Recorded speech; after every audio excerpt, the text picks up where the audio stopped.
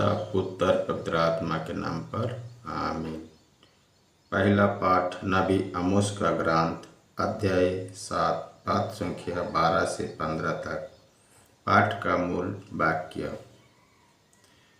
बेतेल के याजक अमोस्या ने आमोस से कहा, ये नबी यहाँ से चले जाओ, यूदा के देश भाग जाओ, वहाँ भविष्यवाणी करते हुए अपनी जीविका चलाओ। बेतेल में भविष्यवाणी करना बंद कर दो, क्योंकि ये तो राजकीय पुण्य स्थान है, ये राज मंदिर है। आमोस ने अमोस्या को ये उत्तर दिया, मैं ना तो नबी था और ना नबी की संतान। मैं चरवाहा था और गुलर के पेड़ छांटने वाला। मैं झुंड चरा ही रहा था कि प्रभु ने मुझे बुलाया और मुझसे ये कहा, जाओ मेरी प्रजा इस्राएल के लिए भविष्यवाणी करो। यह प्रभु की वाणी है, ईश्वर को धन्यवाद। अनुवाक्य। हे प्रभु, हम पर दया प्रदर्शित कर और हमें मुक्ति प्रदान कर। प्रभु ईश्वर जो कुछ कहता है मैं उसे ध्यान से सुनूंगा। वो अपने प्रजा को शांति का संदेश सुनाता है, जो उसे पर श्रद्धा रखते हैं उनके लिए मुक्ति का निकट है। अनुवाक्य। हे प्रभु, हम पर दया प्रदर्शित कर और हमें मुक्ति प्रदान कर। उसकी महिमा हमारे देश में विनाश करेगी। दया और सच्चाई, न्याय और शांति का एक दूसरे से मिल जाएंगे।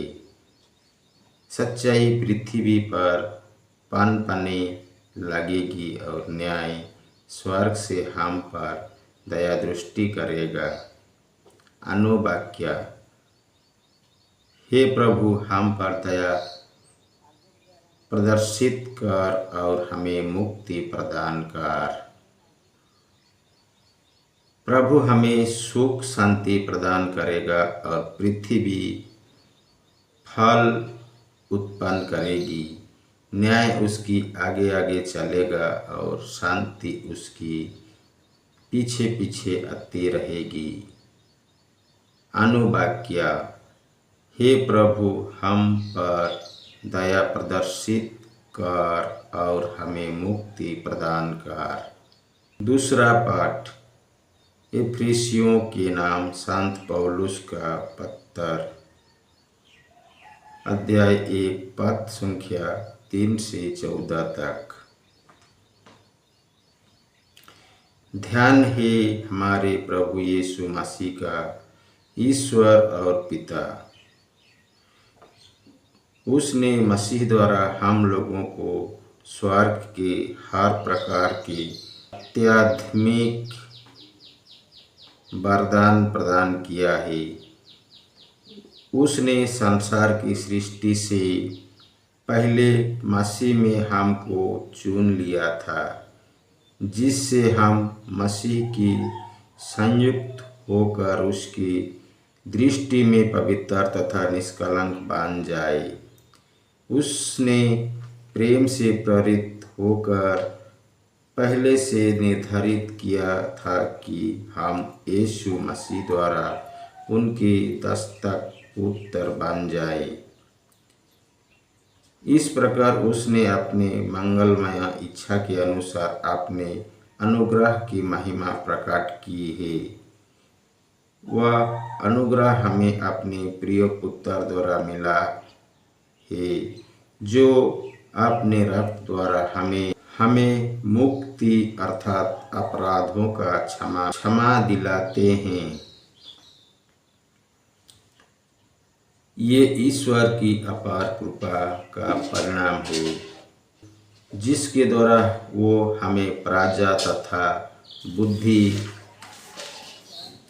प्रदान करता रहता है।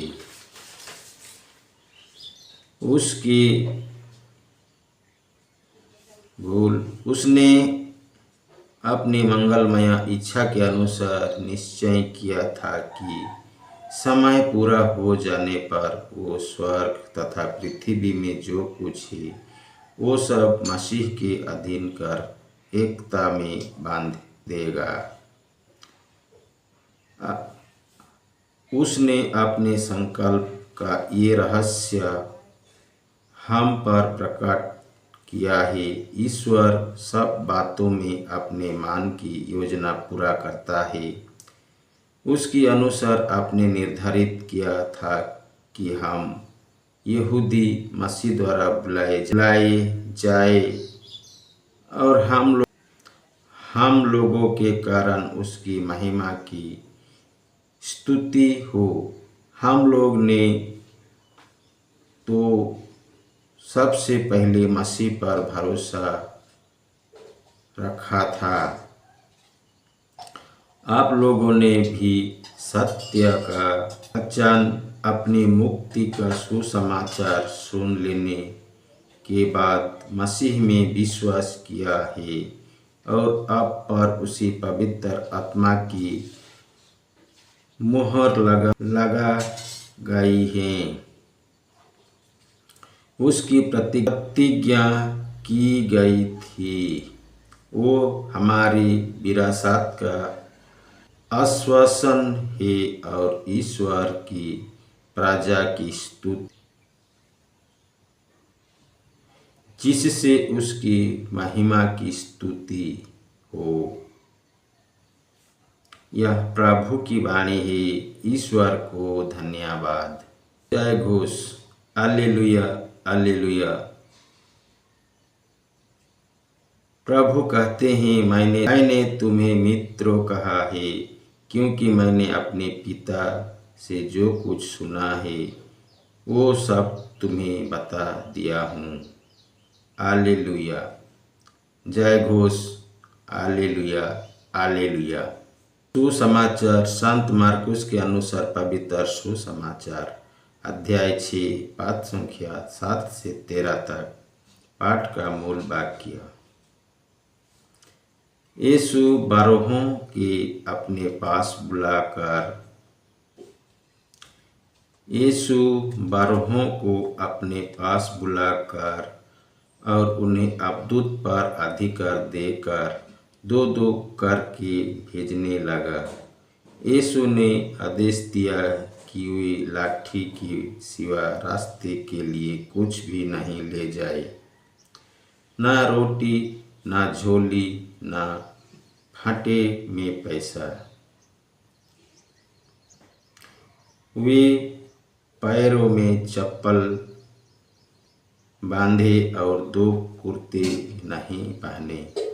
उन्होंने उससे कहा, जिस घर में ठहरने जाओ, नगर से विदा होने तक वहीं रहो। यदि किसी स्थान पर लोग तुम्हारे स्वागत ना करें और तुम्हारी बातों ना सुने, तो वहाँ से निकलकर उन्हें चेतावनी देने के लिए अपने पैरों की धूल झाड़ डालो। वे चले गए। उन्होंने लोगों को पश्चाताप का उपदेश दिया। बहुत से अवधूतों को निकाला और बहुत से रोगियों पर तेल लगाकर उन्हें चंगा किया। यह प्रभु का पवित्र सुसमाचार है। ख्रिस्त की जय। सुबह की प्रार्थना। बिहान के चढ़ावा। हे मेरे यीशु, मैं इसके साथ विनती, काम और दुख तुझे चढ़ाता हूँ कि तेरे पवित्र हृदय की मतलब पूरी होई। प्रणाम मरिया, कृपा पूर्ण प्रभु तेरे साथ है, धन्य तू स्त्रियों में और धन्य तेरे गर्भ का फल यीशु। हे संत मरियम, परमेश्वर की माँ, प्रार्थना कर हम पापियों के लिए अब और हमारे मरने के समय। आमीन। हे हमारे पिता जो स्वर्ग में है, तेरा नाम पवित्र किया जाए, तेरा राज्य आवे, तेरी इच्छा जैसे स्वर्ग में है वैसे इस पृथ्वी पर भी पूरी हुई। हमारे प्रतिदिन का आहार आज हमें दे, और हमारे अपराध हमें क्षमा कर जैसे हम भी अपने अपराधियों को क्षमा करते हैं, और हमको परीक्षा में ना डाल परंतु बुराई से बचाओ। आमीन। हम अपने पाप स्वीकार करें। हे सर्वशक्तिमान ईश्वर, और हम आप लोगों के सामने स्वीकार करता हूँ कि मैंने मन वचन कर्म से तथा अपने कसूर से अपने भारी कसूर से घोर पाप किया है। इसलिए मैं धन्य नित्य कुमारी मरियम से, सब स्वर्गदूतों, सब संतों और आप लोगों से, हे भाइयों और बहनों, विनती करता हूँ कि आप लोग मेरे लिए प्रभु ईश्वर से प्रार्थना करें। धर्म की चार बड़ी सच्चाई। केवल एक ईश्वर है, एक ईश्वर में तीन जान है, पिता और पुत्र और पवित्र आत्मा। पुत्र ईश्वर हम लोगों के लिए मनुष्य बन गया, क्रूस पर मर गया और जी उठा। ईश्वर भले मनुष्य को अनंत सुख और बुरे मनुष्यों को अनंत दुख देगा। कलीसिया के 6 नियम।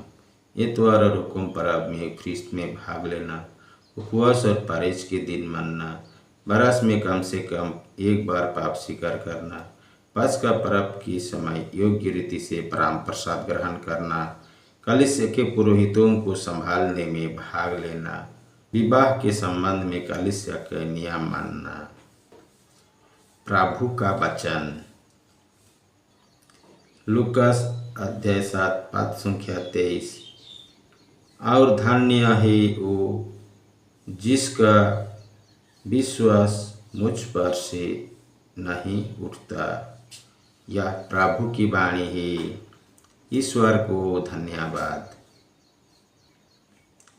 यूहन्ना अध्याय 20 पद संख्या 22। ईसा ने उन पर फूंक कर कहा, पवित्र आत्मा को ग्रहण करो। यह प्रभु की वाणी है। ईश्वर को धन्यवाद।